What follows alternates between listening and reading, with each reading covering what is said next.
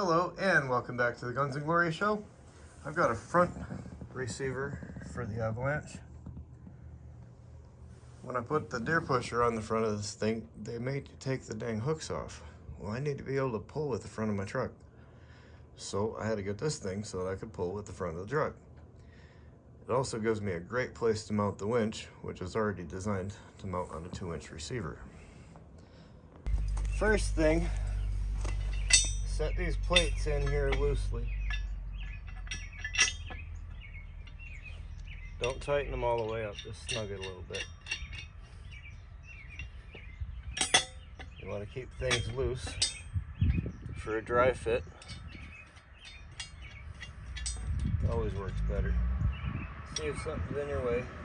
Like the weld on the other side of that bolt needs to be ground off just a little bit.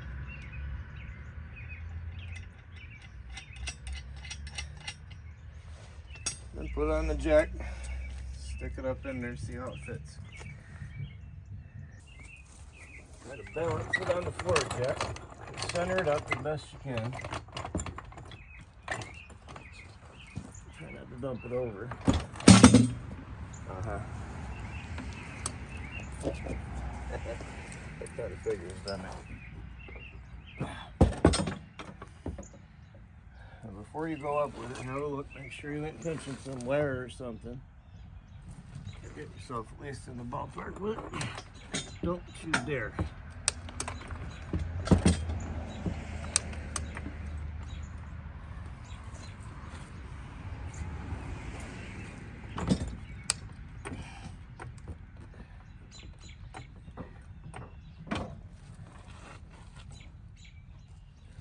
Looking pretty good. See through where you're going through these holes too. That's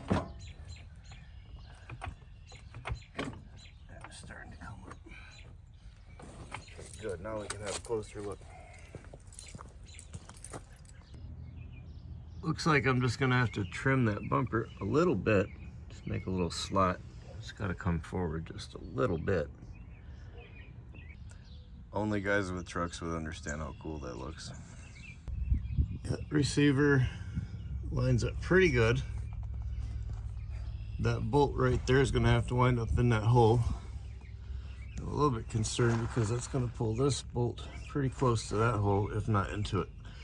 And that may be an issue. However, left to right, it's lined up very well. And the other thing that I'm concerned with is that bar on the deer pusher is a long ways from that thing.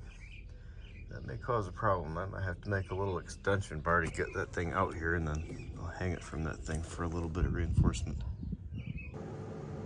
Okay, we're starting to get this front receiver oriented with the frame. You'll notice this big heavy bracket, I'm in your way, is going to hit the bumper, so you want to cut out a little slot just like I did. Now, notice that long, brand new bolt in there. Start that in first. If you don't have a brush guard, that's just going to be a hole. If you do have a brush guard, then it'll be a short bolt. Now, each one of these has that plate that goes in there on the frame like that, so that when you're pulling on stuff, it doesn't twist the frame up. Those can be a lot of fun to put in. I brought the receiver forward as far as we can, and I'm almost lined up with that bracket. Not quite. I got to come forward a little bit farther. So we're going to have to take that bumper and trim it off on that front edge so we can bring that receiver forward. Got that to move forward just far enough to get that first bolt started. I'll trim that up when I'm finished with it. Now I'll go over there and start messing with that side. Got that other nut started. Just jack it up, a bit of tension on it, and then we'll tighten those two down. You might need to hook up a couple of wrenches for more strength. Do that like this, and you can get a lot more leverage out of it. All right, we got those two bolts in. It's nice and solid, and I've got that trimmed up pretty well. I just got to get in here and figure out how to get the rear two bolts in place, and then tighten up those final 6. So the passenger side ain't too bad. It's only a little gap here, but I'm gonna have to space the other side because that is just way too much of a gap. A couple of these big washers ought to space that out. Add or remove them until I get to where I need to be. All right, now we need to take these 2 longer bolts, one for each side and the rear, and put them down through the hole in the frame and put the nut on the other side of it. However, you cannot put your hand there physically. It's impossible. So we've got to go fishing. They come up with this thing.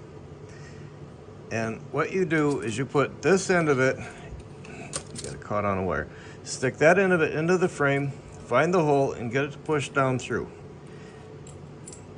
And then come over here again, thread this into that coil.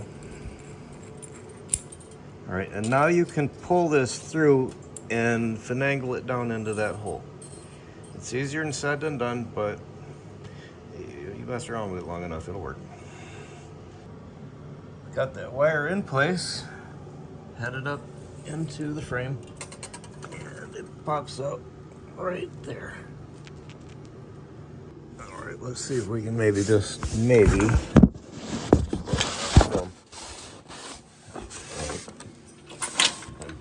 this will be kind of a bother.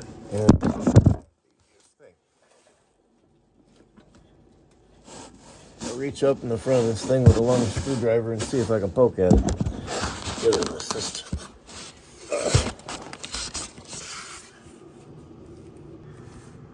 I got it. Now, I'll actually try to film the second one. I had to deal with that stack of washers up in there, which made it very difficult. Alright, I'm going to feed this coat hanger up through the hole that I want that bolt to come down out of. And then I'm going to feed this fishing wire through the front of the frame, and then I'm going to try to hook it to pull this back down through the bolt hole. Alright, let's see if we can get this thing in here where you can see it, which is going to be difficult because I need to see there too. So, I managed to get that hooked on there. And drop it. Yeah, this is fun.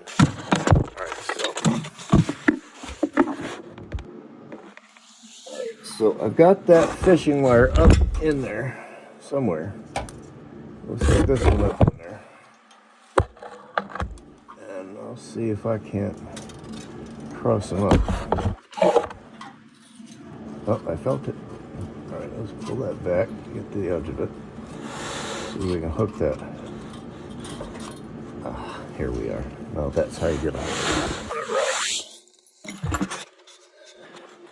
Okay, let's see if we can get this bolt fitting. I was going to do that easy. Gonna tease me. Okay. Let's come off of the tree. I'm doing you.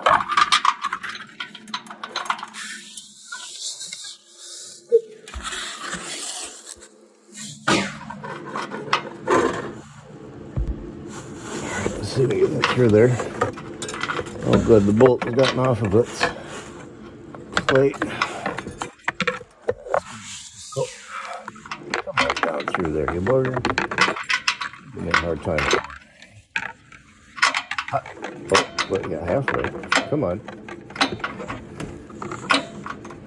Gotta tease me. I wonder if I can poke at that from something from the front. Hold on. That doggone bolt's hitting the frame. It won't make it around the corner. I gotta shorten it. Okay, let's try this again with a shorter bolt. I try not getting it away, but I gotta do what I gotta do here, you know. Oh, look at that. That's how that's done right there.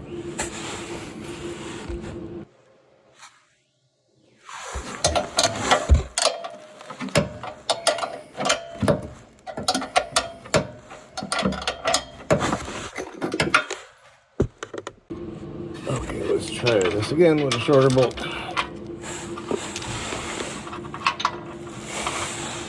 Try not getting away, but I gotta do what I gotta do here, you know.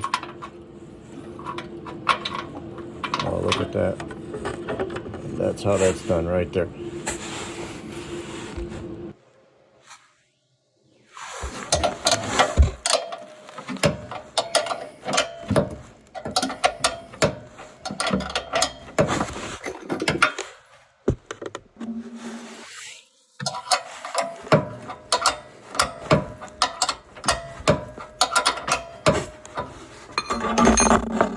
Needs to be tighter than that, but you get the idea.